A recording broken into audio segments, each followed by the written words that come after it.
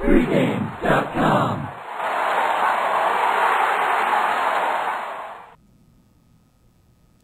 Welcome back to Meet the Pros with Tony George, Part 2. I'm Marco D'Angelo.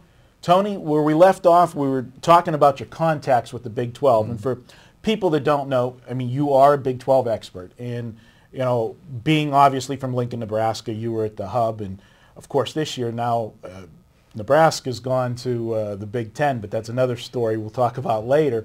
But your contacts in the Big 12, watching Big 12 football and knowing everything, that gives you a huge edge. I mean, everybody can look at all the stats they want to look at, but if you actually don't have a feel for the actual teams, the chemistries, and understand the interactions between the different schools, the rivalries and everything, and then throw in your contacts that you made through your media jobs, you've got all the tools to dominate that conference, which you've done very well, much like I do with my Pittsburgh teams. You know, I mean, we both know a lot about sports and a lot of teams, but there's that one group that's obviously the only difference is, Marco, I don't wear a Big 12 tie, but you wear a Pittsburgh Steelers tie. I know you're jealous. It's okay. Okay. Yeah. Don't flatter yourself. Okay. How many Super Bowls came out of the AFC? Lynn Dawson won one. I think I was in diapers. Okay. But situation. Let's talk about you, the capper. If I had to say, Tony George, in a couple sentences, how would you describe yourself as a handicapper? There's statistical cappers, there's situational cappers, there's cappers that break down all the players, know every player on every team. There's cappers that can just watch games and know the team's strengths and weaknesses and apply them. Where do you put yourself at? I think a situational analysis handicapper, and with situational analysis, there's a lot of things that go into play, as well as I've always used a power rating system, which I come up with based on about 7 different factors in football and in basketball. Baseball is a lot more situational analysis there, and I do a lot of in-division teams there. But I think when you opened up the segment, one thing about me is when you ask about say the Big 12. I don't want to be pigeonholed out there as, I'm just not a Big 12 guy. What I am is a guy that believes in specialization being the key to success. Being able to look at a finite number of teams and intimately know those teams and spend a lot of times on them versus looking at, let's say on a college basketball Saturday, looking at 90 games. And, like a lot of these guys out there that go to GoDaddy and pay $300, call themselves a handicapper, wet a spitball in their mouth and throw it up against a wall and see if it sticks, and that's their play. I don't like doing that. I'm not in the sake of this thing for selling plays. I'm in the sake of this thing for making money with my own wagers. Right. Selling selections is a way to subsidize my income, to help me with my bankroll, but the bottom line is I'm about winning.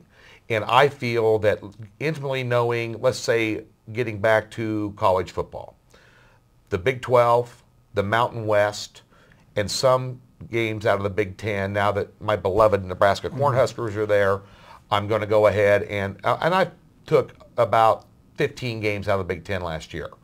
But I'll get to know that a little bit more just because of the strength of the information I can get out of Lincoln. Right. So I'm going to get more intimately involved in that as a year. But I would say 60% of my plays come out of those conferences, and it helps me hone in and just be a lot sharper. And it helps with the situational analysis and being able to have sharper power rating numbers than just going off and looking at Jeff Saragen ratings at USA Today. Absolutely. My numbers are different. And then what I do is with those power numbers between Team A and Team B, there's an overlay. So I got a 7-point difference between Team A and Team B, but the line is 11.5. Yeah, I got a 4.5 point overlay. Anything over 3 points in the NFL is huge. Anything over about 4 or 4.5 in college football is huge, meaning that's where the public perception of the lines come in, this, that, and the other. And the other thing is, too, just with the experience that you and I have sitting here, I hate to age ourselves. You have a little more gray hair than I do, thank God. But you have a lot more hair, period, than I have. Well, yes, I do. But that's what you get for wearing that tie. But the bottom line is, I think with that experience, you also learn And something that I learned coming up through the ranks with Mike Lee and some other friends of mine in the business. I've been on all these major portals. I've found a home here at Pregame with some really sharp guys. Learning how to handicap the line as much as you do the game. Right. And that's when you really, I think, you get over the hump as being a guy that says, well, I can do War and Peace for a write-up of why Team A is going to blow Team B out of the water. And I read a lot of these write-ups online at the end of the day, and all these rags you get in the mail, and all these write-ups. Never once did anybody refer to the line. Mm-hmm. We're capping the number. Right. That's the bottom line. You find that number, and then you work backwards from there, and then you look at the game. And that's, I think, one thing that you learn with experience that I bring to the table that maybe Joe Blow over here at the other place, whose name you never heard of, that's got the super lock and millennium, right, doesn't know jack crap about what he's talking about. Absolutely, I agree with you. If I'm a customer of Tony George, what can I expect on a Saturday or a Sunday with number of plays? Mm-hmm. Normally, guy is the GM of picks. I always get customers send me emails asking me questions about cappers and stuff, and so what can they expect from Tony George? Well, RJ told me never to look directly into the camera unless I wanted to make a point for the less is more. That's what you're going to get with me. That's the bottom line, really. I believe in low volume, high return. Mm-hmm. You and I, as handicappers, we think we're going to win every play that we put out. Right. I want to win every play that I put out. I also drive up and down Las Vegas in the backseat of a limousine, look out the window. Mm-hmm. This town was built on the backs of losers. Mm-hmm. Even sharp guys, professional bettors, the Billy Walters of the world, for instance, they lose. So what I do with my clients is, first of all, you need to manage your expectations. 60% is a great number. If I can get to 60% and above 54%, be happy. Mm-hmm. I do that by playing 3 games on Saturday, 3 games on Sunday. 2-1 is a win. Mm-hmm.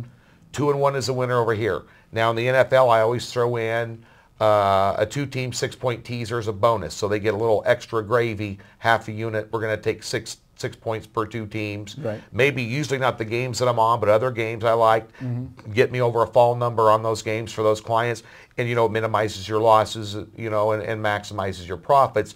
But a 2-1 day is a good day.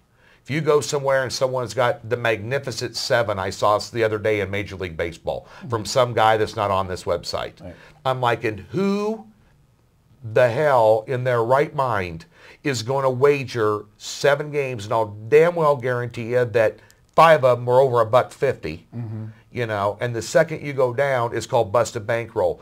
I'd rather make more money on less games and flat bet those games, 1 unit each. If you're a $100 player, you're going to bet $600 over a weekend, and for the average recreational gambler, $600 over a weekend at risk is a lot of money. Right.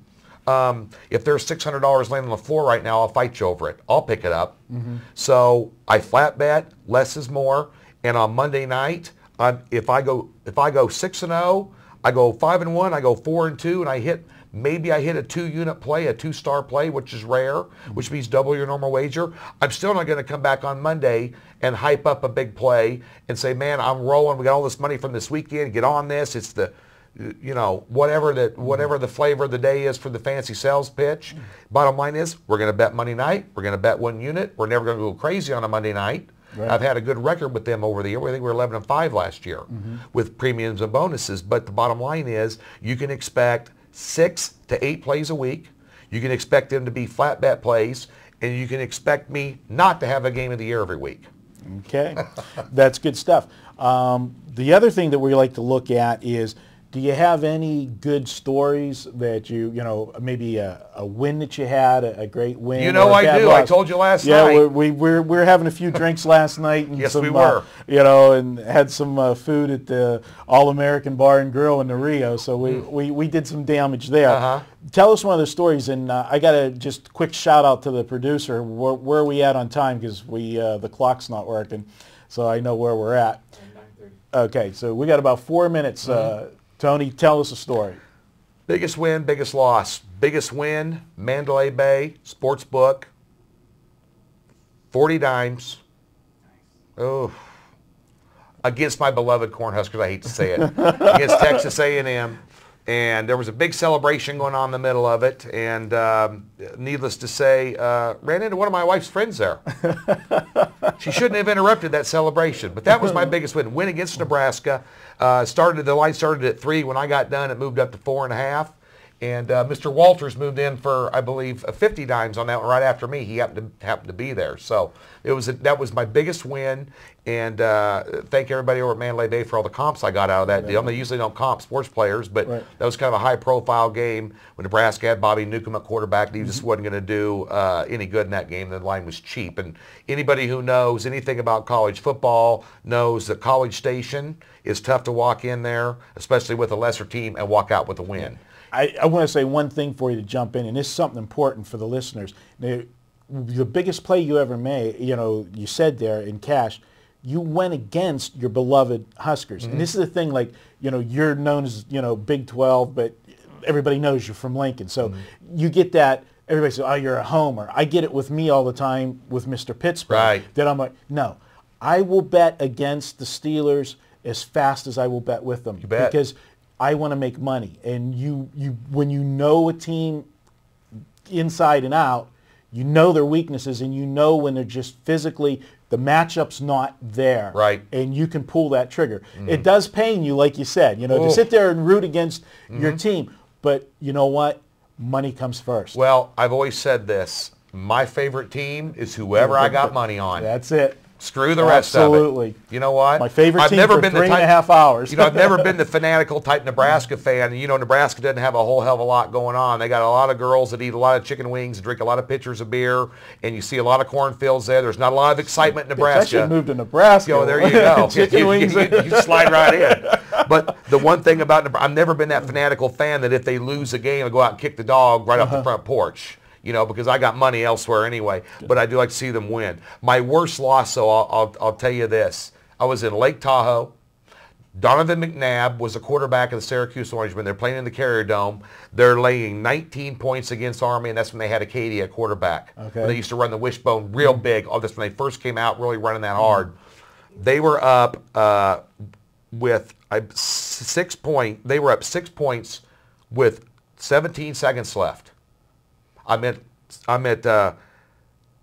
Lake Tahoe at Harrah's with my wife. I got 20 grand on the game, cash.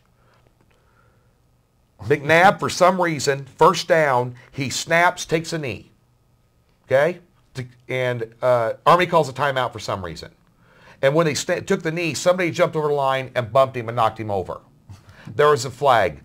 There's like 9 seconds left. The next snap after timeout, McNabb fakes taking a knee, takes 3 steps back, and launches the ball 50 yards in the air, guy wide open on the fly, scores a touchdown. 2 seconds left on the clock to kick a field goal. They win by 20. I'm getting the 19.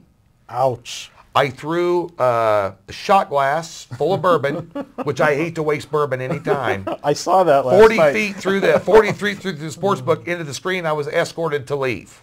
So that was my worst loss ever, and it was a bad beat. And look, pro, amateur, it happens to all of us. Yeah. Tony, this was great. Telling the stories, the war stories, and you're a guy that's always in the forums. So you can always check out Tony George. Go to his homepage at pregame.com. Check them out in the forums. And you like to put some nice babes of the day in your posts too, so that's always a nice little bright sunshine spot there too. They're just my wife's girlfriends. Just perking up the day. So he's Tony George. I'm Marco D'Angelo. Thanks for watching the continuing series of Meet the Pros. We'll be back again with our next pro. And enjoy. Again, thank you, Tony. Thanks for watching, guys.